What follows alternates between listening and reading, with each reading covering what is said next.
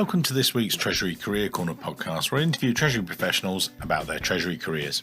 Each and every week, I talk to them about how they've built their careers, where they are now, where they see both themselves and the Treasury profession going to next. Let's get on with the show. This week's show, delighted to be joined by Martin Hoad, the Group Treasurer at Centrica. Centrica is a leading energy services and solutions provider, founded on a 200-year heritage of serving people. They're the UK's biggest retailer of zero-carbon electricity, serving around 10 million customers across the UK, Ireland, and continental Europe. Through brands such as British Gas, they are supported by highly trained engineers and technicians. I'll get Martin to explain a little bit more about that later in the show. We're going to go back to his start in maths degree and then finding his way into Treasury. Martin, if you would, I'll hand it over to you. And he's a regular listener to the show, so thank you for listening to it. So you know how it's structured, sir. So, Martin, over to you. How did he first start in finance and then Treasury? Over to you. Thanks, Mike. So it's kind of sad, but I always wanted to work in finance. I loved maths and thought, sad but true, that working in finance was a good way to make lots of money. My father used to read the Financial Times, so I started reading that, and I had a student subscription to the Financial Times. I don't know if they still do one, but I had a student subscription when at university, but didn't really know what I was going to do in a career in finance. I just wanted to work in the city, I suppose. I'm so old that the Big Bang, not the original one at the creation of the world, but the Big Bang in the city was happening just as I joined the city, which was changing types of jobs that were available. And I ended up working in an investment company, an insurance company's investment arm. Yeah. And I started on their graduate scheme. And the idea was we would spend 6 months in UK equities, overseas equities, bonds, and their cash and foreign exchange desk. So I started off in the cash and foreign exchange team. And then 6 months in, they decided to scrap the graduate scheme because we were just becoming useful in our individual desks. So I stayed on the Treasury team, which was great because I loved it. I'd fallen in love with Treasury. It ticked all the boxes as far as I was concerned. Gave me the opportunity to play with numbers, play with money, but also a lot of time talking to people, building relationships with the bankers and so on. So that's how I kind of fell into Treasury, I suppose. And that was your first start within insurance and Treasury sort of thing. And we had Dan Ferguson, we were just talking about that, he was in insurance for many years and things like that. What was insurance like in Treasury terms back in those days? In a way, it was quite a good introduction to Treasury in some ways because you're dealing with lots of money. Yeah. Obviously, an insurance company is all about money. And so I got exposure to foreign exchange, to interest rate management. And during my time in the investment company, I was a fund manager, managing pension funds, insurance funds and so forth. So you get quite a lot of exposure to the financial aspects, I suppose, of Treasury. And without jumping too far ahead in my career, it actually, though, is a little bit artificial in some ways because it is just big numbers. You're not making anything, or particularly the investment side, you're not sort of engaging with customers particularly. You are sitting almost like in an ivory tower playing with big numbers. So it was good in some ways, but I guess frustrating in other ways. And for me, it worked out really well because having had the financial knowledge of the markets and the trading and so forth that the working for Sun Alliance gave me, there was then a merger with Royal. And I took the opportunity at that point to move to the combined Royal and Sun Alliance, had a corporate treasury. So there was much less involvement in the financial market side of things because we had the trading team that would do that. But it was more engagement with investors, with the banks, the long-term building the relationships and the corporate financing side of things and so on. So that gave a different perspective on corporate treasury, I suppose. And that then led there a number of years, really good all-round sort of foundation, if you like, for Treasury. What happened next? Because obviously that was more city-based, but then Harsco came along. What were they like? Because insurance to Harsco, can you explain again? So there are a couple of reasons for me to move on from Royal Sun Alliance. Partly, I think some people, or a lot of people you've had on your podcast, have a career planned, that they know what they're trying to achieve, how they're going to get there, and they've gone out with a strategy. Yeah. I don't really have a plan for my career. I like to think that God has a plan for my life, but I don't really have a career plan. And so I think possibly I'd stayed a little bit too long at Royal Sun Alliance because I enjoyed it. I enjoyed the people I worked with and so forth. By the time I moved on, I had a young family and I was spending quite a lot of time commuting. And I thought, do I want to spend all this time on the train? And also, as I mentioned earlier, although insurance is great, you're not making anything. And I kind of thought, what would be great for my next move would be to have a job closer to home and also have something where I kind of feel I'm doing something. And that's not to say that insurance isn't worthwhile, obviously it is, but just kind of feel you're producing something in some way. More tangible. So, yeah. Now, Harsco is probably a company that most people haven't heard of. It's changed a little bit since I was there, but at the time it's a US Fortune 1000 company in industrial support services. Right. What does that mean? Basically outsourcing in industry. So, for instance, they did a lot in steel mills. So you've heard of Chorus or Tata manufacturing the steel. On a steel mill run by them, there would be Harsco trucks doing some of the non-glamorous stuff, moving the waste product around and so forth. So we did a lot of stuff in the steel industry, railway maintenance, scaffolding. So if you've heard of SGB, for instance, in the scaffolding world, I don't think the brand exists now, but it used to be a big name. Harsco owned the SGB scaffolding brand. So we operated in 60 countries around the world in those, say, non-glamorous, but industrial support services. So, in that time, working for an insurance company, I got to go around various insurance sites, which basically look like offices. With Harsco, I got to go to a steel mill, which, as someone who was born and bred in Surrey, I hadn't seen what an industrial-sized steel mill looked like. They are massive.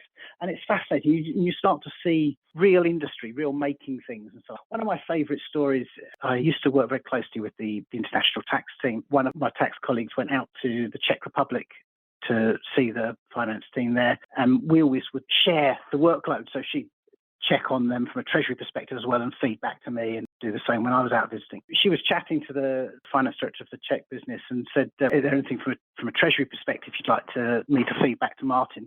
And he got all excited and turned round. Behind his desk, there was this massive, great picture of a bridge. He said to my tax colleague, "Oh, Martin built that bridge." And she knew full well that there are some things I can do, but I can't build bridges. Yeah, bridge building. But what he explained was that until I joined the company, they'd always struggled to get the cash flowing through properly and so forth. And when I joined, I'd helped put in place intercompany loans and facilitate cash flow through properly, made sure there was hedging in place. And so I'd provided the funding for him to tender for and get the contract to provide the scaffolding and formwork for the building of that bridge. So, I didn't really do anything, but what I was doing in an ordinary Treasury world was having tangible effects elsewhere. So that was the kind of thing that... Yeah, well, that was good because you actually gave him that springboard, as it were.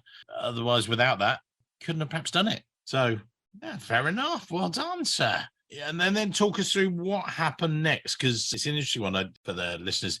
We've got some interesting guys, actually, fun enough, coming up from Deloitte, in consulting, and we're going to talk about consulting in another podcast episode coming up soon.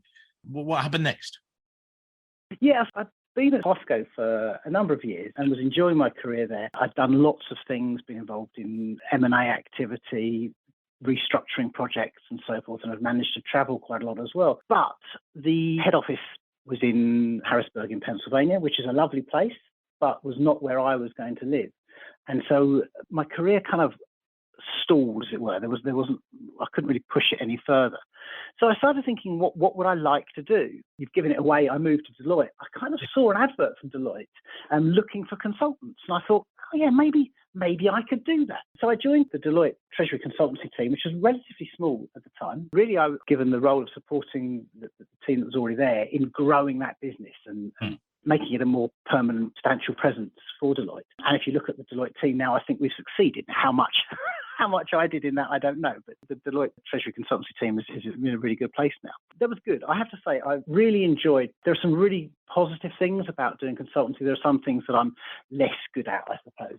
So I love the building the relationships with people. And one of the great things with doing consultancy and interim, which I did subsequently, you can go in and make a big impact quite quickly. You can solve a problem or help people deliver a project. And that's great. What I found with the consultancy piece is that I wasn't very good at selling. So you kind of have to sell your services. And so building the relationships is one thing, But there has to come a time when you say, okay, but now I need you to pay me to do this sort of thing. Yeah. And that was something that I found didn't come easily to me. But also, if I move on slightly to my interim work, when I did interim work is great. If someone's looking to recruit someone, so they need someone to cover on a temporary basis, it's great. And you do that and you feel you've added a lot. But what I then found with the consultancy and the interim pieces, you actually only see the start of a journey. Yes. You don't see what happens subsequently. And so I did a project, for instance, with a Tanzanian cement company. And for 6 months of your life or something, you're focused on the cement industry in Tanzania. And then when you've delivered that project, you switch off from that and you never think about it again. And that's quite good in some ways. For me, I like to sort of follow the journey through. And I suppose in a way, that's kind of why I sometimes stay too long in where I am, because I like following the company's journey. So I did that for just shy of a couple of years, I suppose, and then decided to move on, did a series of short-term / interim roles. And that, those interim roles, what were they giving you as a Treasury professional? I know that you sometimes get somewhere and, perhaps it needs fixing or just some support and things like that. But, there are a few different roles. What was that like for you? The thing that's interesting when you move on to a different company is that people see you for who you are now rather than what you were. So, for instance, when I was at Royal Sun Alliance, I started as a young graduate whose suit didn't quite fit and so on and so forth. When I left there were still people that remembered me as a new boy, sort of thing. You go to Harsco and you come in as a Treasury professional with 15 years experience. And so, when you start doing interim work, so for instance, I did interim work as assistant treasurer at Centrica. I went there as a seasoned Treasury professional. The group treasurer at the time, deputy, had resigned. She wanted to have someone to cover on that role while they looked for the permanent replacement. And so they brought me in as someone who was a safe pair of hands, someone who had that experience. And so it's quite nice going in somewhere and using all of the knowledge you've got to help run that place, albeit for a short period. There are challenges because obviously, if you're only there for 9 months or something, you can't go in and change the whole world.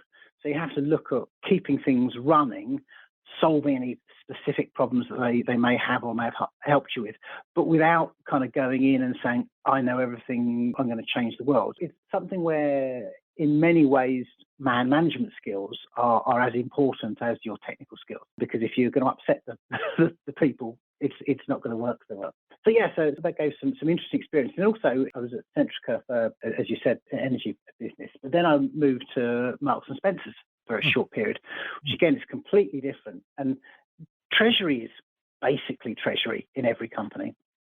But there are nuances. And so, M&S, for your American listeners, everyone in the UK knows M&S.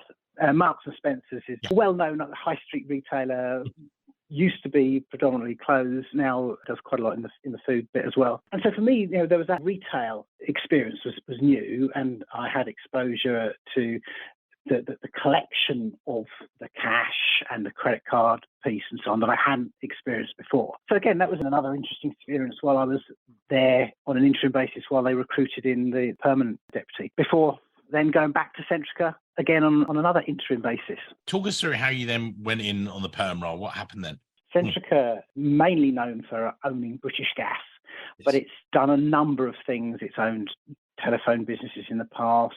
It owned the AA, the automobile repair business. It's kind of done lots of different things. And so it's forever changing. And obviously one of the things within corporate treasury, we need to change and adapt as the business changes. So when I joined the treasury function, it kind of was a little bit behind where it needed to be, where the business was. And so I, as well as being interim, I've worked with the treasurer, effectively doing a little bit of consultancy and looking at how the treasury function should be structured so that it can meet the needs of the company as it stands and where we thought the growth was going. I did that and we came up with a new structure. And the treasurer rather cynically suggests that I created a role that was designed perfectly for me.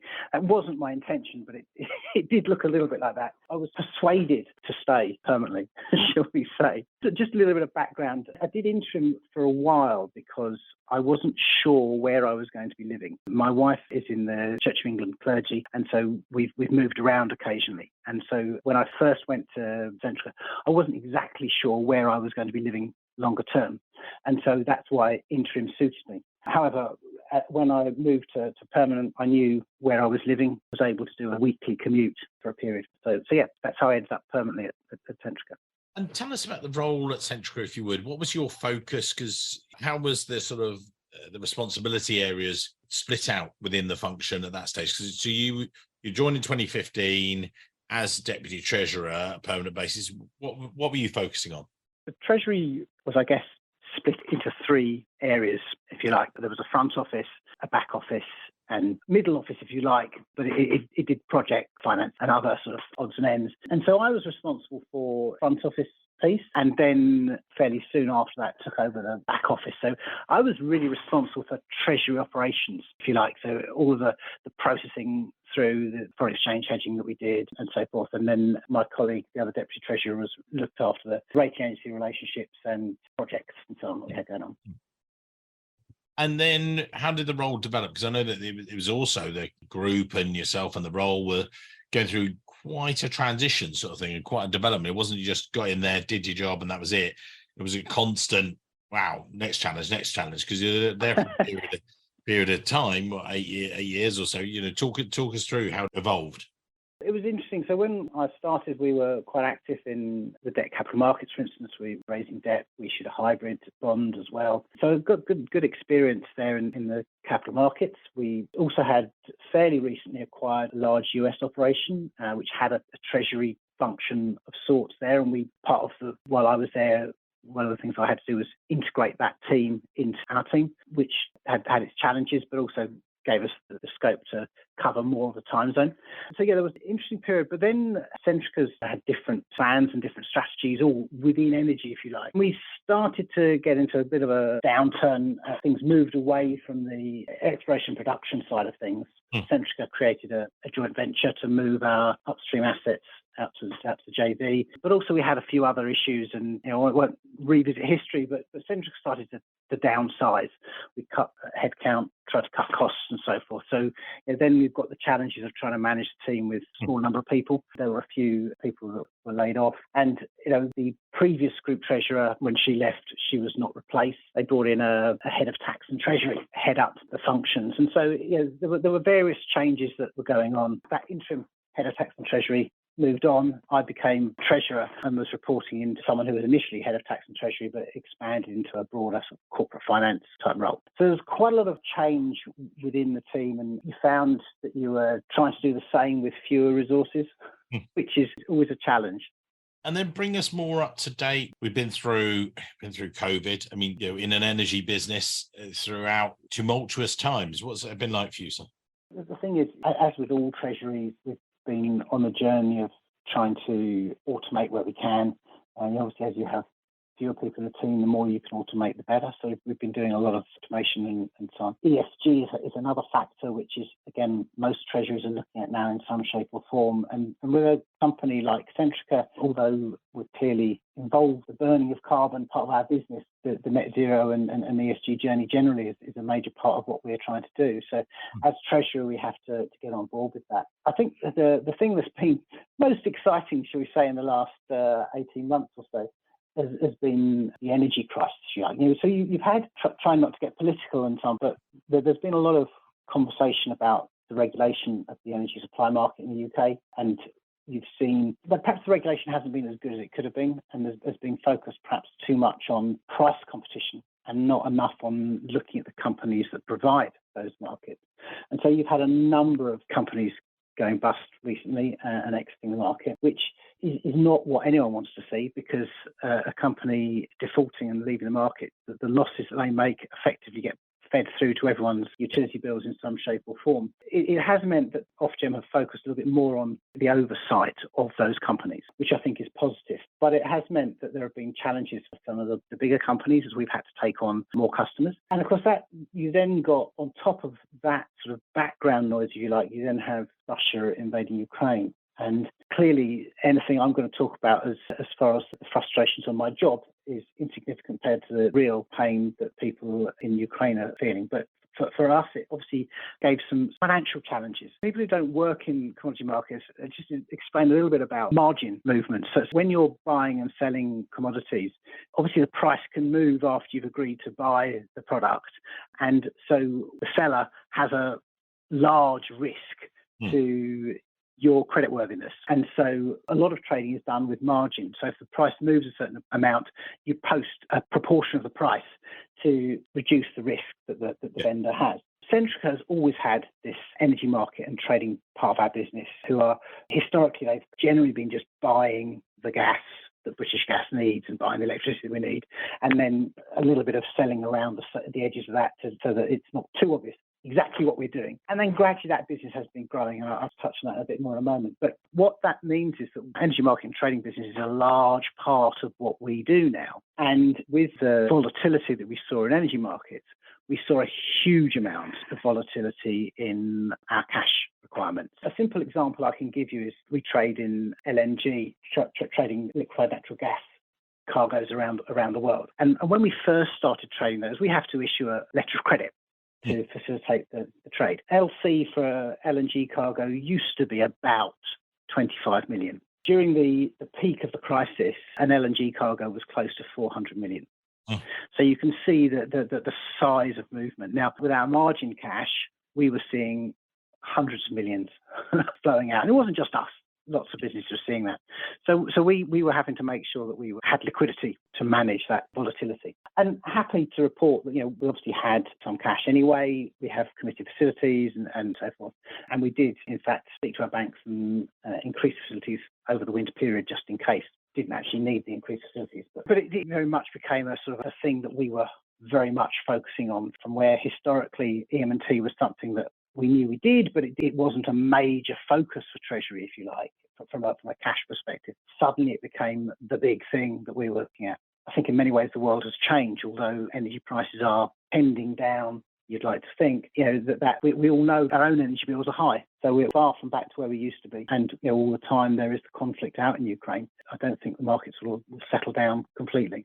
Yeah, until it's done. And so, looking at the future, you've touched on it a little bit. We talked about the sort of current crises, but, some of the issues that are around there. But those aside, in general, Treasury terms, I was just talking with a podcast guest yesterday, and he was talking about embracing AI and some of that stuff. We've got that there, but we've got other Treasury stuff happening, and you've got this breadth of experience. What are the things that you are thinking about? I've got to keep an eye on that and stuff. We've talked about some of the day-to-day issues, but other things that you're thinking?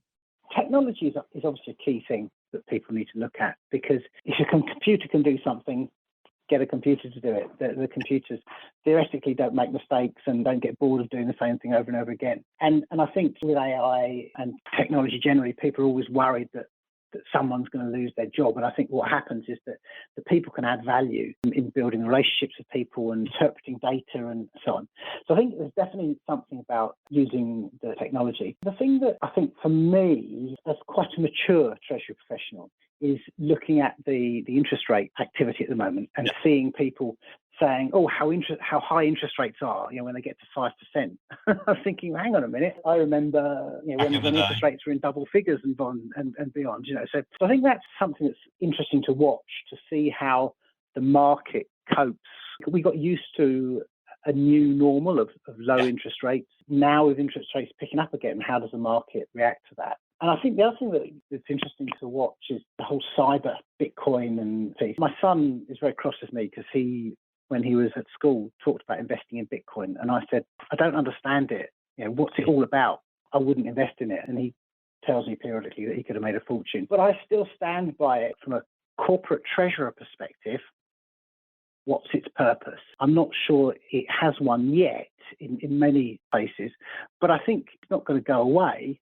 And so treasurers need to understand what's happening, how the market is developing, and what might it be used for within treasuries. Not to find a use for it, but to be aware that uses may appear, if that makes sense. Well, at the end of the day as well, and I've talked to a couple of treasurers about this, your job is to be the custodian of, cash and safety for clients and everything else. So it's, you're doing your job. Yeah, that's the great thing with Treasury, is that we need to ensure that the businesses have the cash that they need when they need it. They have the access to the banking services and the hedging instruments that they require. And we need to be thinking about the risks that they may not think of. Sometimes, in a way, one of your previous guests made a comment about quite nice not to be noticed in Treasury because that means you're doing your job well. I kind of understand that to a certain extent. Treasury should be there in the background supporting what's going on. But where Treasury does need to move to the foreground is when the business is looking to expand in new areas, because then that's when we need to, with our experience of treasury risks, look at what the risks are that businesses might be taking inadvertently or deliberately, and just to make sure that the business understands those things. And I say that's why within any business, you need to look at even things, as I said, for instance, with cryptocurrencies.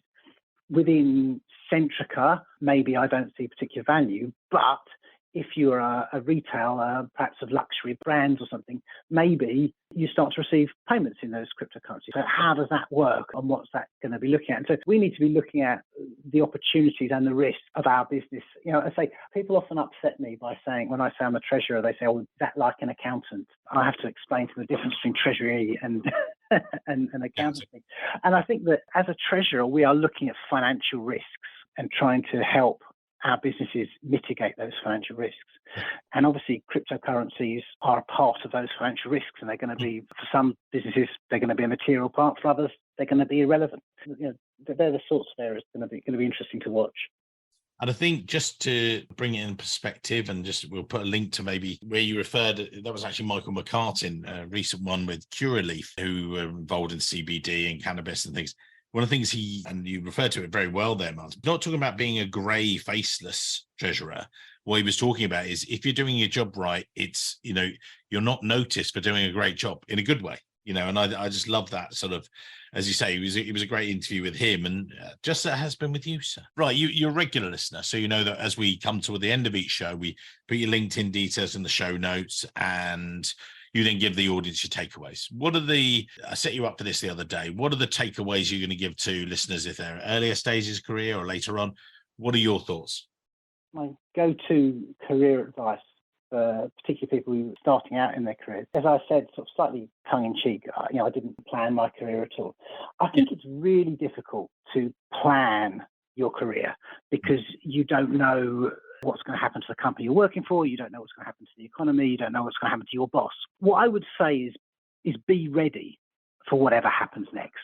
If you think you want to be your boss's role, look at it. What it is that do they do? What do you need to have to do their role as well as they do or better than they do? And then they may leave, they may not. But if they don't, at least whatever happens, you're ready for that next step up. I think the other thing is be inquisitive.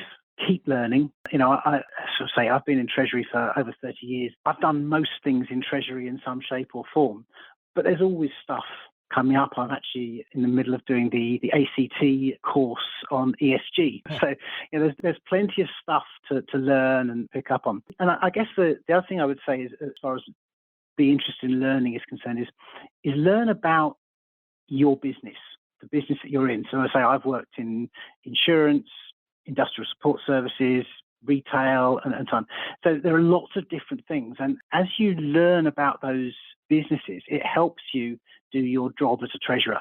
As you understand what the underlying business is going through, it's much easier to help solve their problems. Going back to what we're saying, it's not about being the hidden face in the background. It's about being a friendly face in Treasury that will help solve problems. One of the things I learned early on in my career is that it's much better to say yes, but rather than no and.